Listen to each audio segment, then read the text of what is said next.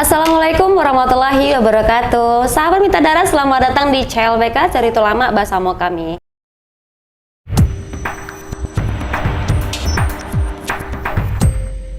Dengan saya Tessa Monika, bagaimana kabar Anda hari ini? Saya harap Anda dengan keadaan baik hari ini ya.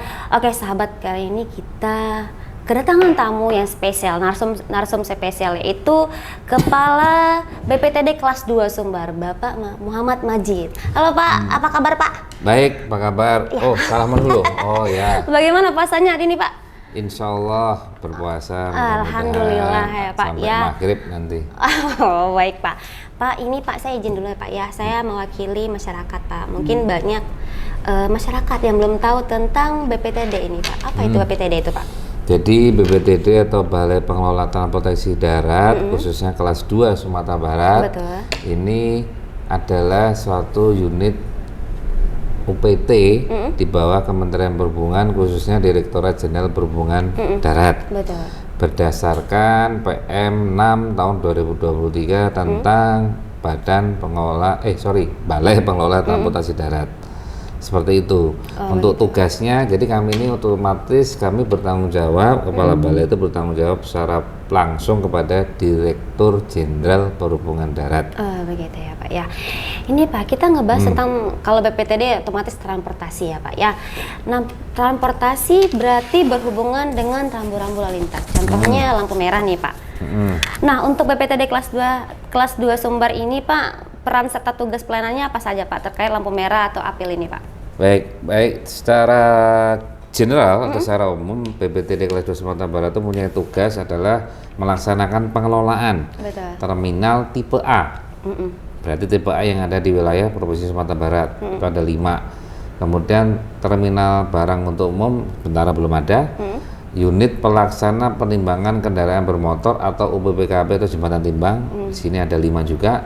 Kemudian pelabuhan, sungai, danau, penyeberangan, serta pengendalian dan pengawasan keselamatan terkait sarana, prasarana lalu lintas dan angkutan jalan, serta keselamatan dan keamanan pelayaran angkutan sungai, danau, dan penyeberangan. Jadi secara holistik yang tadi Mbak tanyakan terkait dengan apil itu adalah terkait dengan masalah sarana, keselamatan angkutan jalan. Artinya ada di posisi kita menjamin sesuai dengan hierarki kewenangan kita, karena kita kewenangannya ada di area nasional, artinya di jalan nasional. Nah, untuk di Provinsi Sumatera Barat khususnya ada kurang lebih 1000 km untuk jalur nasionalnya. Dan itu menjadi kewenangan kami terkait dengan posisi APJ, alat perlengkapan jalan, kemudian terkait dengan PJ ataupun marka jalan. Nah, itu yang menjadi salah satunya. Nah, khusus pertanyaan tadi Mbak terkait dengan apil, kami dari BPTD itu sudah melakukan prosesi bantuan teknis, khususnya bantuan untuk pengadaan apil yang ada di lingkungan di Provinsi Sumatera Barat. Salah satunya ini yang di daerah bypass, khususnya untuk Kota Padang, gitu. Kami ada 8 titik yang kami sudah insya Allah sudah secara bertahap mulai dari 2018 sudah kami lakukan proses di situ, dan sekarang tinggal maintenance ataupun pemeliharaan yang membutuhkan penggantian beberapa suku cadang yang kami sudah masukkan untuk posisi di tahun ini. Iya, betul. Seperti itu. Oke, untuk masalah tanggung jawab nih Pak. Tanggung jawab BPTD kelas 2 Sumbar ini sendiri, ada berapa simpang yang menjadi wilayah BPTD kelas 2 ini di ruas nasional Kota Padang Pak? Kalau untuk Kota Padang itu totally kita ada 8 ya yang di jalan bypass, khususnya itu jalan bypass karena itu jalur nasional. Jalan nasional berarti itu kita ada kewenangan kami di situ. Secara khusus ada prosesnya 8, kemudian ada 2 yang sudah kita hibahkan kepada pemerintah Kota Padang, berarti tinggal 6 apil yang menjadi tanggung jawab kita untuk sisi perawatan maupun pelayanannya. Masalah perawatan Pak, berarti ada namanya kerusakan ya Pak ya. Biasanya tuh kerusakan di lapangan biasanya itu lampu merah itu karena bencana atau cuaca atau manusia Pak. Jadi yang namanya apil itu tidak jauh beda, itu karena itu komponen elektronis. Jadi semua itu ada masanya, ada waktunya. lampunya, kemudian sistemnya, namun juga seringkali karena ini ada di lokasi umum, seringkali ada juga hal-hal yang terkait dengan vandalisme ataupun hal-hal yang menyebabkan sistem rusak. Misalkan ada orang yang tiba-tiba melakukan ngetrip listrik, nah itu posisinya seperti itu, sehingga seharusnya kondisinya tidak ada masalah, tapi ketika ditrip listriknya mati, sehingga itu namanya menjadi apilnya ataupun lampunya tidak berfungsi. Tapi juga perlu disadari Mbak, yang namanya barang di lokasi itu adalah tanggung jawab kita bersama. Betul sekali. Di BPTD pun tidak bisa berdiri sendiri, kita pun juga kerjasama dengan kepolisian, dalam hal ini Satlantas atau ataupun dinas perhubungan setempat, baik itu provinsi, kota maupun kabupaten. Khusus di Kota Padang ya, berarti kita kerjasama dengan Kadisub atau Pak Disub Kota Padang. Sudah jelas.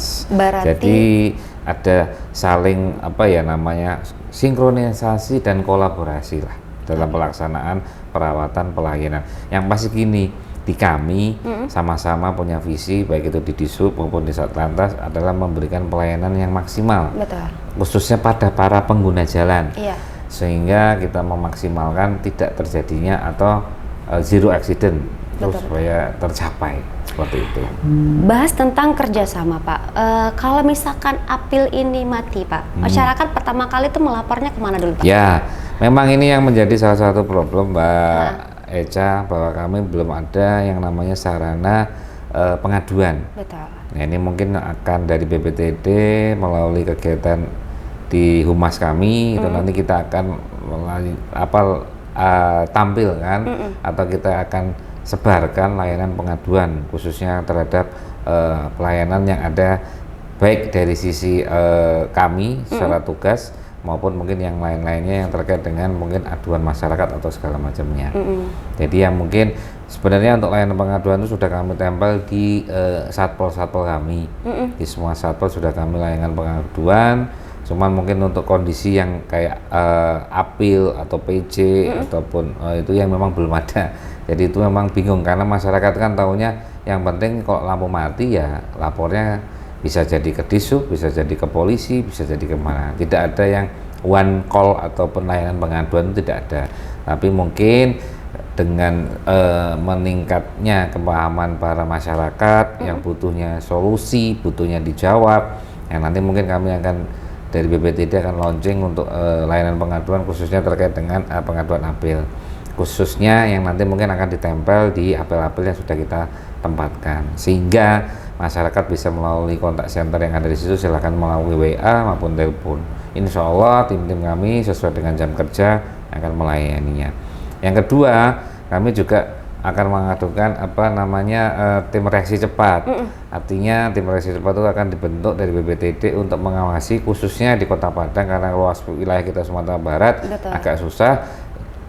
Awal ini sebagai pionir kita akan munculkan di Kota Padang tim reaksi cepat yang akan melihat di setiap simpang yang ada 8 simpang ini, mulai dari Anak Air sampai ke simpang Lubek, itu yang kita akan awasi seperti apa kondisinya, sehingga pun nanti selain dari laporan masyarakat, kami pun juga punya data. Ini sebagai pembanding. Seringkali kadang mohon maaf, seringkali juga laporan-laporan itu bisa jadi palsu. Jadi itu yang kita harus hadapi, tetapi kita juga harus menyikapi dengan adanya teman-teman di kami, teman-teman nanti bisa ini. Seperti yang tadi disampaikan, ini adalah sifatnya alat elektronik. Iya, betul sekali. Pasti ada masanya. Betul. Dan itu harus ada maintenance tentu. Dan maintenance itu semuanya butuh dana. Nah, terutama untuk kami perlu sampaikan di simpang yang beberapa titik ini, khususnya di simpang Lubek sama simpang Ketaping, ini memang kondisinya memang sudah harus di upgrade di sistemnya supaya lebih bisa maksimal untuk fungsi pelayanannya dan umurnya lebih diperpanjang lagi. Ada yang jangka pendek, jangka panjangnya nggak? Kalau untuk jangka pendeknya, posisi alhamdulillah untuk tahun ini kita sudah dapat anggaran untuk membagi sebuah sistem, itu sudah bertahap, untuk ini sedang proses lelang. Yang kedua, secara jangka pendek itu berarti jangka panjangnya nanti prosesnya akan perbaikan menyeluruh. Tapi jangka pendek ini insya Allah di Simpang Lubek dan Simpang Ketapeng kita akan melakukan proses penggantian minimal yang bisa yang bisa menjadikan bahwa kami di BPTD kelas 2 Sumatera Barat ini melakukan proses pelayanan ataupun pemberian kepastian untuk agar apel itu berfungsi dengan maksimal. Tapi minimal. Seharusnya itu by system digantinya. Iya, betul, karena kabel-kabelnya juga harus diganti. Ini agak lebih waktunya lama. Tapi sementara untuk masyarakat kan tidak ada yang ngerti. Kalau lampu mati itu kan tanyanya ke PLN atau ke siapa. Tapi ya kita perlu sama-sama. Ini artinya masyarakat nggak perlu khawatir atau nggak perlu menanyakan apa. Yang penting kita ada action. Action. Nah, itu saja. Insya Allah kalau itu menjadi kewenangan di kami ya kita ya lakukan seperti itu. Saya yakin masyarakat Kota Padang punya kesabaran, tapi kalau kesabaran itu ada batas waktunya. Tapi kami juga mohon maaf apabila nanti proses untuk reaksinya kami juga butuh waktu karena hal-hal seperti ini sifatnya teknis. Alat-alat ini tidak alat seperti yang ada di Ciakmat atau di Budiman. Pembelian lampu dan segala macam ini semuanya pakai mencari, harus kita kirimkan barang produksinya seperti apa. Harus ada prosedurnya, sehingga Pak, ada SOP-nya, ada sistemnya. Sekali. Nanti kita pakai dan pun pengerjaannya pun kita harapkan itu bisa di malam hari supaya tidak mengganggu. Tapi saya juga mohonkan kepada teman-teman yang berpihak mengambil kebijakan apabila misalkan ada lampu mati itu kan bukan kerjanya BPTD saja. Betul. Di situ ada Dinas Perhubungan, kemudian juga ada Satlantas. Tapi seringkali lah itu tidak terinformasi karena mungkin SDM-nya kurang. Ya, betul, itu yang menjadi salah satu faktor. Tapi yang yakin kalau di kota-kota besar ada Pak Oga atau itu yang tapi kalau di sini mungkin tidak terlalu banyak. Di Kota Padang ya mungkin ya sama-sama lah. Saya juga menghimbau kalaupun misalkan lampu mati tolong hati-hati sama-sama di situ. Kemudian pun kalau lampu mati sudah lampunya menyala dan warnanya merah ya berhenti. Ya berhenti Pak ya. Jangan jalan. Tidak jalan. Oke Pak, dalam pelayanan serta penanganan ini Pak BPTD bekerja sendiri dalam menampung laporan masyarakat tersebut Pak?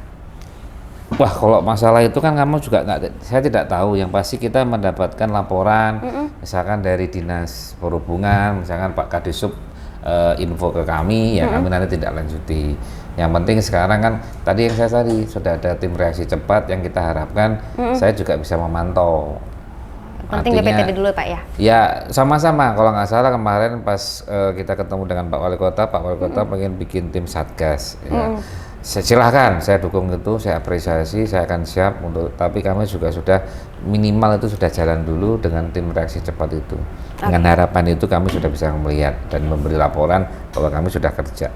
Nggak perlu sounding kemana-mana, tapi yang penting kita pelayanan khususnya kepada masyarakat pengguna jalan, khususnya di jalur bypass ini bisa kami manfaatkan atau bisa kami tingkatkan pelayanannya. Oke, Pak, kita ngebahas tentang transportasi dari tadi Pak. Bentar lagi kita masuk masa mudik nih Pak. Ada nggak sih himbauan Bapak atau harapan Bapak untuk teman-teman sahabat mitra mudik yang nanti akan mudik bareng-bareng nih Pak? Harapan? Iya, harapan atau himbauan. Oh, gitu. Kalau himbauan sih kita harapkan masyarakat khususnya para pemudik, saya harapkan sih tidak menggunakan kendaraan roda 2. Betul sekali. Kemudian yang kedua, yang pasti yang pertama tolong patuhi aturan keselamatan, surat-surat dan pastikan kendaraannya itu sudah layak jalan. Kalau tidak punya kendaraan, ada fungsi angkutan umum. Dalam hal ini saya yakin pasti banyak yang mengadakan mudik gratis. Bisa diikutkan, apalagi kami dari Direktorat Jenderal Perhubungan Darat mengadakan mudik gratis. Cuman memang pangsanya banyakannya di Pulau Jawa. Yang pasti kami himbauan kepada masyarakat itu satu, patuhi aturannya, lengkapi dokumennya, pastikan kendaraannya layak. Yang kedua juga karena Sumatera Barat ini khususnya itu sedang banyaknya anomali cuaca. Iya betul. Nah ini yang mungkin harus diwaspadai. Kami juga menghimbau untuk misalkan lelah ya istirahat, betul. pastikan. Dan kami pun sudah ada meninjakkan dari BPTD itu sudah kami siapkan rest area di jembatan timbang kami karena posisi untuk angkutan lebaran ini memang untuk angkutan barang kita sepakat dengan SKB dan peraturan gubernur untuk tidak berfungsi selama dari tanggal 5 sampai tanggal 16 April. Sehingga itu tidak ada kecuali BBM, sembako, kebutuhan-kebutuhan yang sifatnya masih diizinkan sesuai dengan aturan. Nah, bagi para masyarakat ingin menggunakan memaksimalkan fungsi rest area, kalau pas capek, kami pun adakan di Jembatan Timbang kami. Di area kami itu ada di Lubuk Celasih, kemudian Sungai Langsek, kemudian Tanjung Balik. Yang posisinya Tanjung Balik ini mungkinan ke arah ke Riau, banyak masyarakat kita dari Riau mungkin yang mau ke sini. Kemudian juga anak air haji, sama yang dekat itu di Beringin. Nah, ini ada 5 titik ini yang sudah kita standby kan untuk rest area, termasuk 5 terminal yang ada di Provinsi Sumatera Barat. Pokoknya yang terpenting mudik tahun ini harus aman, ceria dan penuh makna ya Pak ya. Amin. Amin. Itu Oke kan Pak, terima kasih banyak. Satu lagi Mbak, saya tambahkan. Gitu, Pak. Silakan Pak. Juga posisi khususnya untuk jalur Padang dan Bukit Tinggi ini akan dilakukan proses one way. Oh, one way. Jadi one way ini yang perlu kami sampaikan kepada masyarakat khususnya yang akan melakukan perjalanan mudik maupun masyarakat yang di sekitar akan di jalur one way ini, tolong untuk bisa memahami kondisinya. Jadi one way ini insya Allah akan difungsikan dari tanggal 7 April sampai tanggal 16 April. Oke, ini nah ini yang mungkin harus dipahami. Mulai berlaku di jam 12.00 sampai jam 17.00. Dan posisinya jam 12 itu berarti kita akan melakukan proses sterilisasi mulai 1 jam sebelum, berarti jam 11 sampai jam 12. Kemudian dari jam 17 sampai jam 18 itu nanti akan dibuka, tapi secara bertahap dipastikan. Nah, kami juga imbau nih khususnya masyarakat di sekitar Padang, Bukit Tinggi itu mungkin di Cincin, kemudian Padang Panjang, kemudian di Melala. Nah, ini kan fungsinya Padang Bukit Tinggi itu akan melalui jalur Cincin, kemudian Melala sampai ke Bukit Tinggi Padang Luar. Kalau tahun lalu itu kebalikannya itu Bukit Tinggi lewat Melala. Sekarang diubah fungsinya Padang Bukit Tinggi melalui Melala, Bukit Tinggi Padang melalui Padang Panjang. Nah, ini yang mungkin teman-teman khususnya di masyarakat sekitar Padang Panjang atau Cincin yang kemudian sudah banyak ini yang mau ke Bukit Tinggi, tolong juga nanti dari Dirlantas Polda Sumbar sudah menyajikan jalur-jalur alternatif yang kira-kira nanti ini, dan juga mohon untuk dipahami sosialisasinya, ditolong ditanyakan kapan mulai jamnya supaya tidak terganggu. Dan saya juga harapkan bagi masyarakat itu juga untuk memilih waktunya, karena di jam 12 sampai jam 5 sore inilah untuk fungsi one way. Maka di setelah itu atau di luar jam itu masyarakat bisa jadi nggak ada masalah, buka dua arah. Itu nanti akan tergantung kondisi situasinya Mbak, karena kita harapkan dari evaluasi tahun lalu bahwa sudah dilakukan one way ini cukup sangat mencegah terjadinya penumpukan. Iya, betul sekali Pak. Nah, cuman kita juga harus mengantisipasi terkait dengan kondisi-kondisi yang ada terkait dengan juga alam. Karena di Panjang Cincin Melala ini juga kondisinya ekstrim, sehingga kita juga harapkan tidak adanya terjadi bencana longsor. Longsor ya Pak ya. Yang penting tahun ini mudik harus aman, ceria dan penuh makna. Pak, terima kasih Pak, banyak banget ilmu untuk saya dan para sahabat mitra Pak.